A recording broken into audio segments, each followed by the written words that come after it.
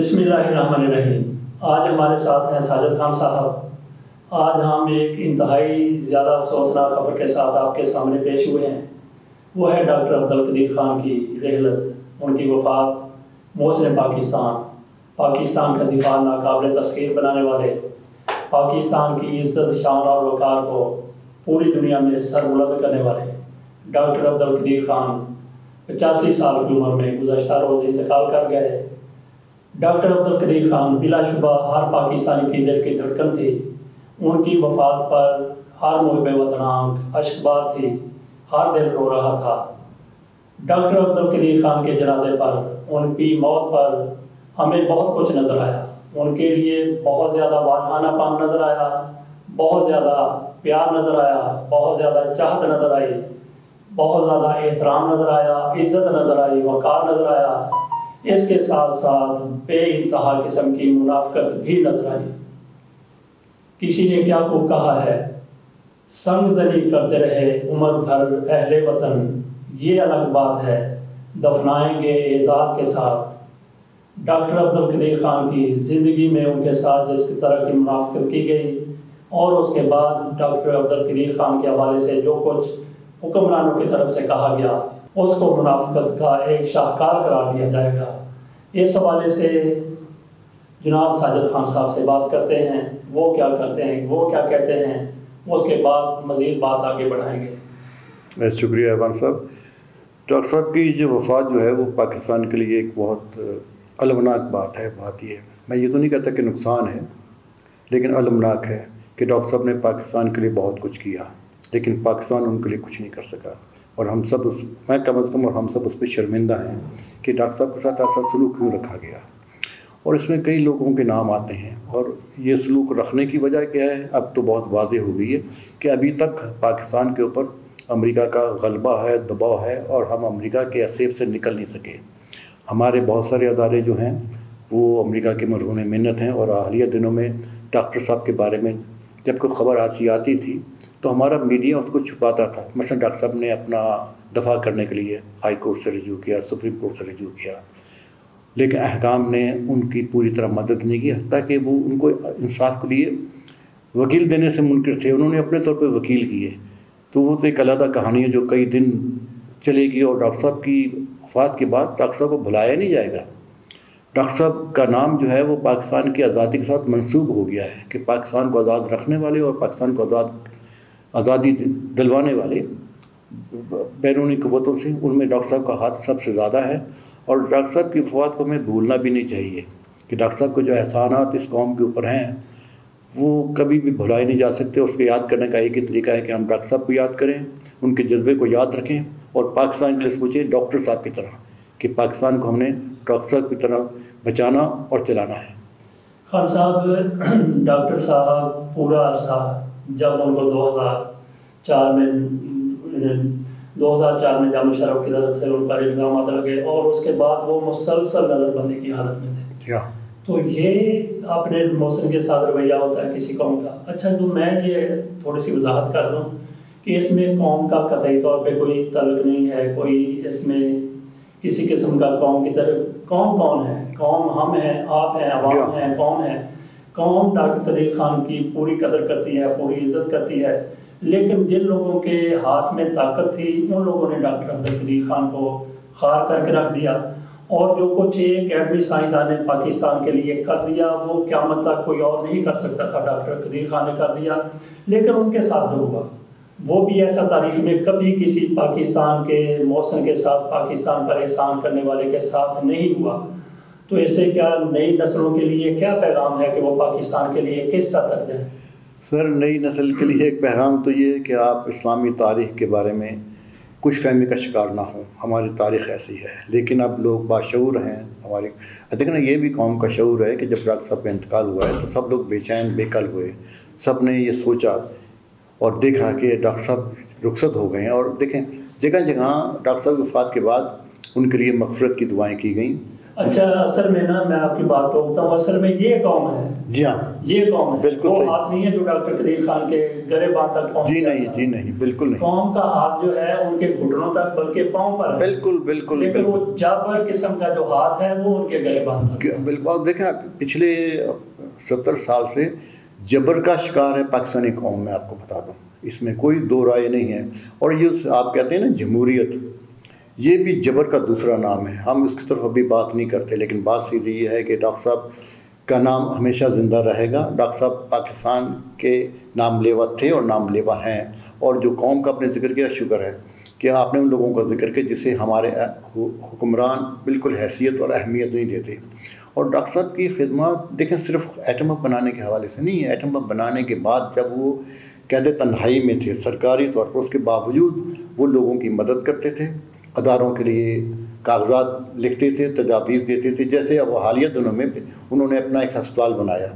اب دیکھیں اس ہسپتال میں دنیا بھر کے لوگوں نے پیسہ دیا. ڈاکٹر صاحب نے کسی کا ذکر نہیں کیا. پیسہ لینے کے بعد ذکر نہ کرنے کی وجہ یہ تھی کہ وہ پیسہ ڈاکٹر صاحب کو ملا تھا، اس ہسپتال کو نہیں ملا تھا. تو یہ اتنی بڑی چیز ہے اور یہ ان کا صدقہ جاریہ ہے. عمران خان کو سوچنا چاہیے. مجھے افسوس ہے، میں عمران خان کے بارے میں اچھی رائے رکھتا تھا، لیکن اس معاملے میں مجھے عمران خان نے مایوس کیا ہے، انتہائی شدت سے مایوس کیا ہے. اب تک لوگ تو یہ بات بھی کرتے ہیں کہ ان کی بیگم صاحبہ پنکی نے کہا ہوا ہے کہ جہاں موت ہو جائے وہاں پہ آپ نہ جائیں.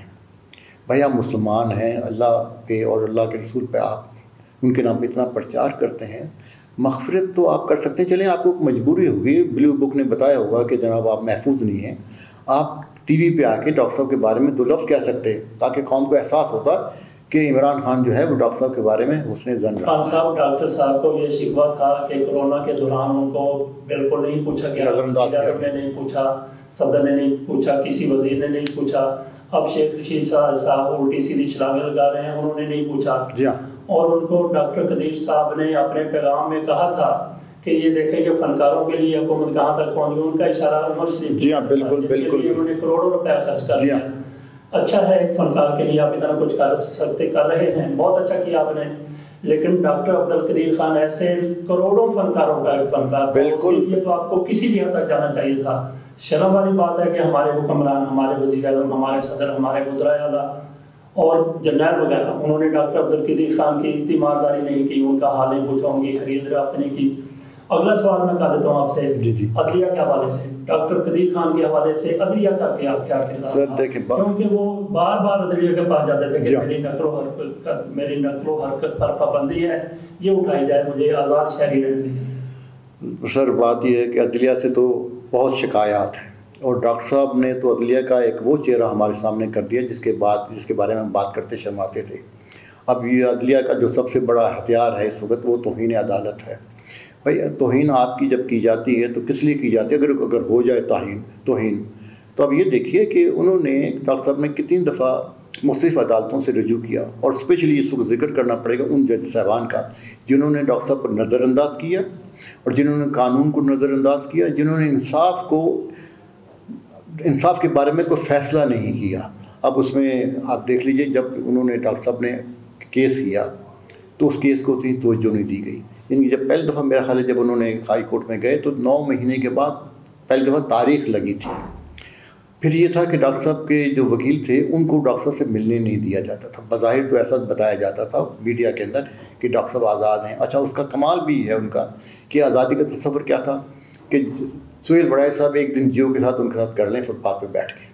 لیکن دیکھیں اس پروگرام کو دیکھیں اگر آپ تو ڈاکٹر صاحب کے چہرے کا جبر دیکھیں، ڈاکٹر صاحب کا صبر دیکھیں.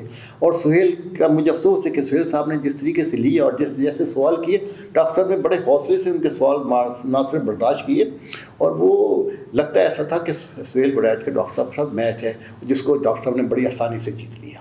کیونکہ میڈیا اور کچھ نہیں کر سکا. لیکن مجھے کیونکہ سہیل بڑائچ صاحب ایک اچھے اخبار نویس ہیں، مجھے بڑا افسوس ہوا کہ اب وہ اس کلپ کو ساری دنیا میں دکھایا جا رہا ہے کہ ڈاکٹر صاحب نے یہ کہا، ڈاکٹر صاحب نے وہ کہا. لیکن ڈاکٹر صاحب نے جو کچھ کہا اس میں واضح طور پر نظر آتا تھا کہ ڈاکٹر صاحب جو تھے وہ اپنی قوم سے پوچھ رہے تھے کہ دیکھو میں فٹ پاتھ پہ بیٹھا ہوں تو میرے لیے کیا سوچ رہے ہو اور کیا کر رہے ہو، اور میری کیا حیثیت ہے. آپ دیکھیں اتنی بڑی ہستی کو آپ فٹ پاتھ پہ بیٹھا کے انٹرویو کر رہے ہیں. یار آپ کیا دکھانا چاہتے ہیں؟ آپ یہ بتانا چاہتے ہیں کہ جناب ڈاکٹر صاحب آزاد ہیں؟ یہ کس کو بتانا چاہتے ہیں؟ اعلیٰ حکام کو، حکومت وقت کو کہ دیکھیے. اچھا خان صاحب، ڈاکٹر صاحب نے اپنی رہائی کے لیے، اپنی آزادی کے لیے حکومت سے بات کی، جی فوج سے بات کی، ہائی کورٹ سے بات کی اور سپریم کورٹ سے بات کی، لیکن کہیں سے ریلیف نہیں ملا. آپ بات کرتے کرتے شاید جھجک گئے ہیں. ججوں کا نام لیں. یحییٰ آفریدی ہے، بالکل، مشیر عالم صاحب ہیں، اور پھر عطا عمر بندیال ہیں. بالکل، سب نے باری باری ان کا کیس سنا ہے لیکن ان کو ریلیف نہیں دیا. بالکل نہیں. یحییٰ آفریدی صاحب نے ایک موقع پر کہا، جب ڈاکٹر عبدالقدیر خان نے وہاں، ان کے وکیل نے کہا، وہ تو ان کو پیش ہی نہیں ہونے دیا عدالت میں. وہ بار بار کہتے رہے کہ میں عدالت میں پیش ہونا چاہتا ہوں، سپریم کورٹ میں جانا چاہتا ہوں. ان کو رجسٹرار کے کمرے میں بٹھا دیا گیا. انہوں نے جب یہ کہا، لیٹر لے کے دیا، انہوں نے کہا جی کہ مجھے اسلام آباد ہائی کورٹ پر اعتماد نہیں ہے.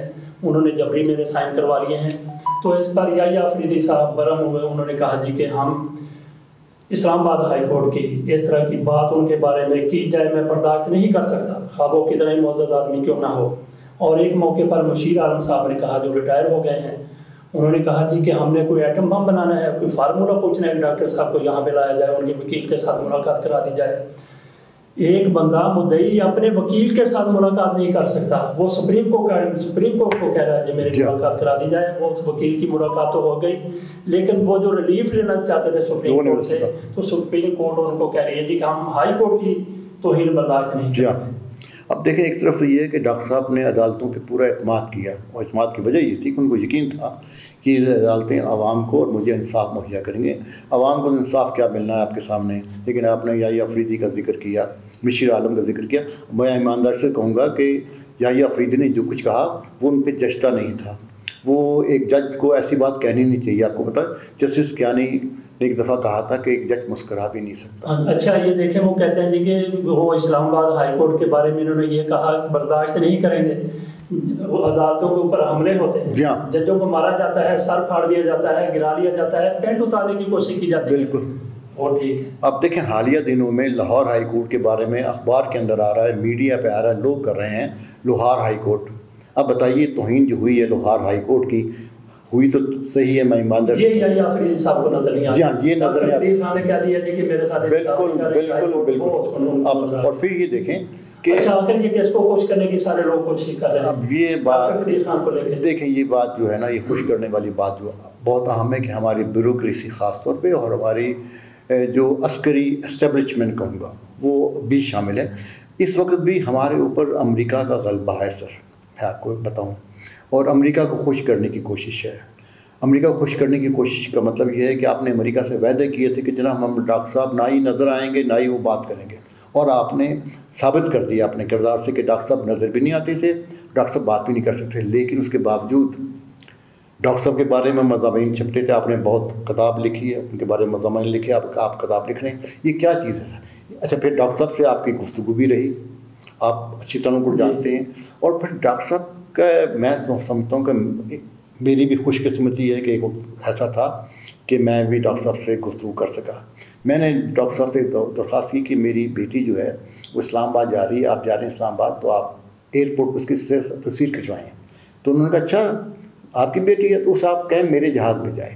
وہ میری بیٹی کو پرسنلی اپنے جہاز میں لے کے گئے اور اسلام آباد ایئرپورٹ پہ جب اترے تو میری بیٹی کو اس کی سہیلی کو کھڑا کیا اور تصویر بنوائی. اب آپ اس سے اندازہ لگائیں ڈاکٹر صاحب کا کہ مجھے نہیں جانتے تھے وہ اتنا زیادہ، لیکن اس کے باوجود انہوں نے یہ سوچا یہ بچیاں جو ہمیں مجھے پسند کرتی ہیں، ایز اے ایک میں ایٹم بم بنایا ہے تو وہ باتیں کرتے ہیں، تو انہوں نے اتنی اہمیت دی اس سے لگائیں. اس کے علاوہ جو لوگ وہاں پہ ڈاکٹر صاحب کے پاس تھے ملازم، وہ بڑا دکھ کا اظہار کرتے تھے اور وہ آؤٹ آف دا وے جا کے کچھ ڈاکٹر صاحب کی مدد بھی کرتے. لیکن آفرین ہے ڈاکٹر صاحب پہ کہ انہوں نے ان کی مدد لی ایک حد تک تاکہ کسی پہ کوئی عذاب نہ آ جائے سرکار کی طرف سے. صحیح ہے. ڈاکٹر خان صاحب، اگلی بات کرنے سے پہلے ہم یہاں پہ یہ بھی بات کر لیں کہ ڈاکٹر عبدالقدیر خان نظر بند تھے اپنی زندگی کے آخری سانس تک. جی ہاں. اور ان کی نظر بندی ان کے انتقال کے ساتھ دائمی نظم، ان کی نظر بندی وہ دائمی رہائی میں بدل گئی ان کے انتقال کے ساتھ. جی ہاں. یہاں پہ ہم یہ بات بھی کر لیتے ہیں کہ ان کے ایک ساتھی بدستور قید میں ہیں، ڈاکٹر محمد فاروق. جی ہاں بالکل. جی ہاں. ڈاکٹر عبدالقدیر خان کو گرفتار کیا گیا تھا، حراست میں لیا گیا تھا اسی دن، بلکہ اس سے بھی 2-2.5 سال پہلے ان کو پکڑا گیا تھا. وہ ISI کے پاس رہے ہیں 2.5 سال. جی ہاں. اس کے بعد سے لے کر آج تک وہ راولپنڈی میں نظر بند ہیں. جی ہاں. دیکھتے ہیں کہ حکومت ان کے بارے میں کہ وہ کسی عدالت میں نہیں گئے, وہ اپنے گھر میں بیٹھے ہوئے ہیں.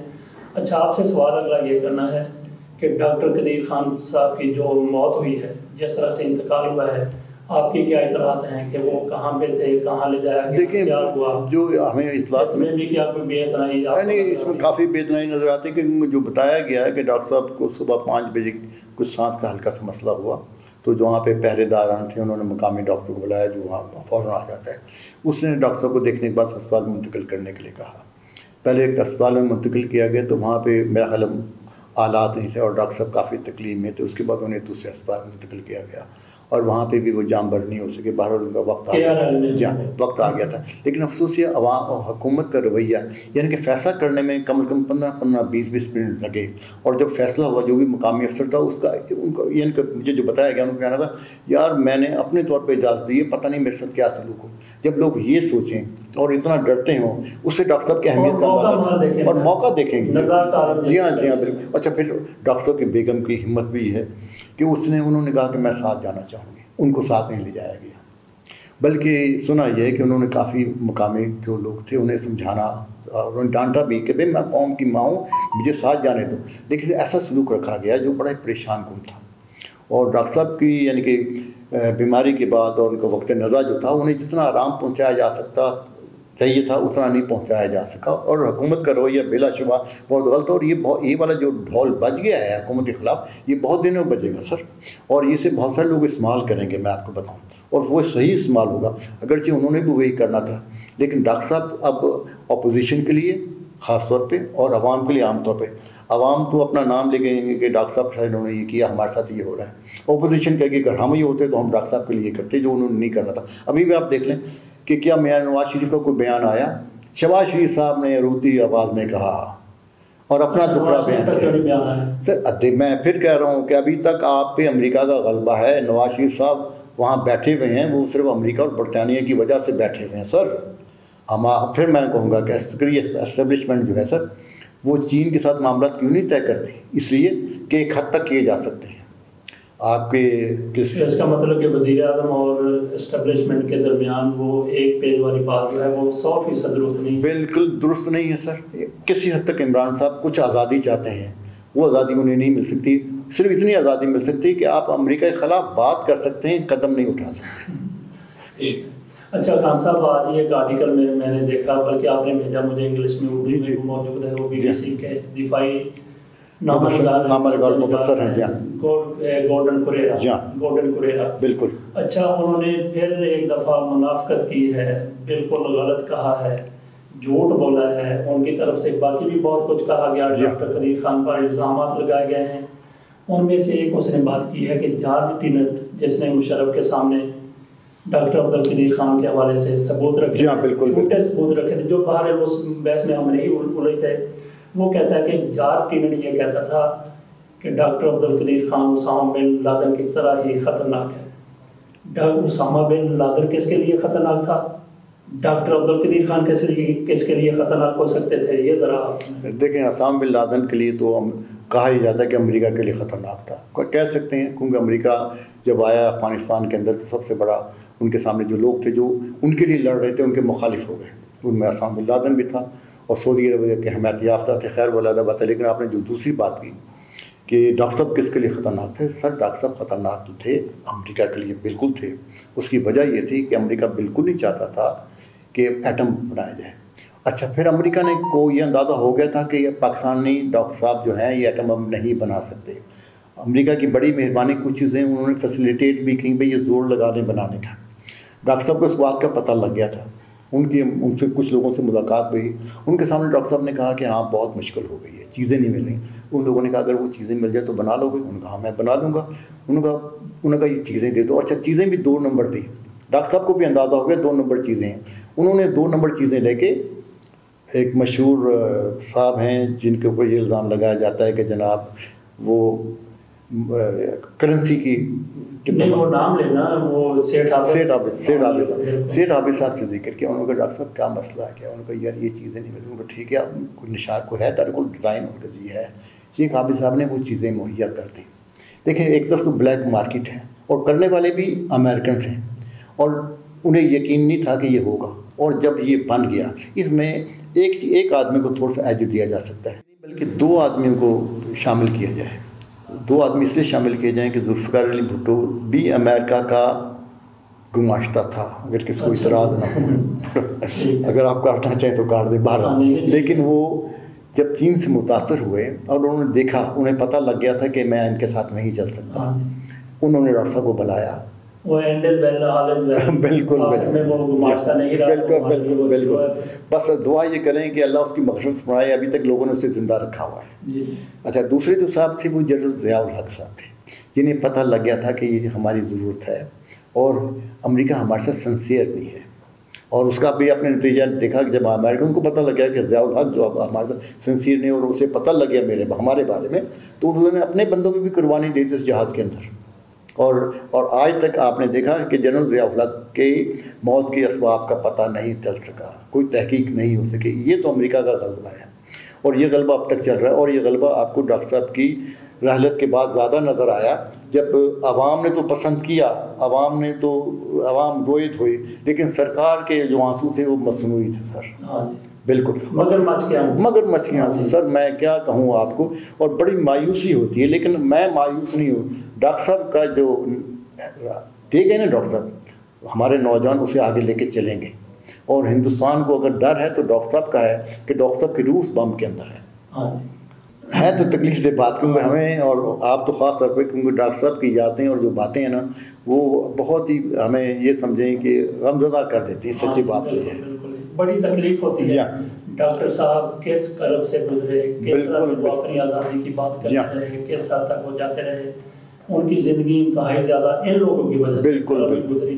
اگلی بات میں آپ کو بتا دوں کہ سر یہ ڈاکٹر قدیر خان کے ساتھ, ان کی شخصیت کے ساتھ, ان کی ذات کے ساتھ ہی زیادتی نہیں ہوئی.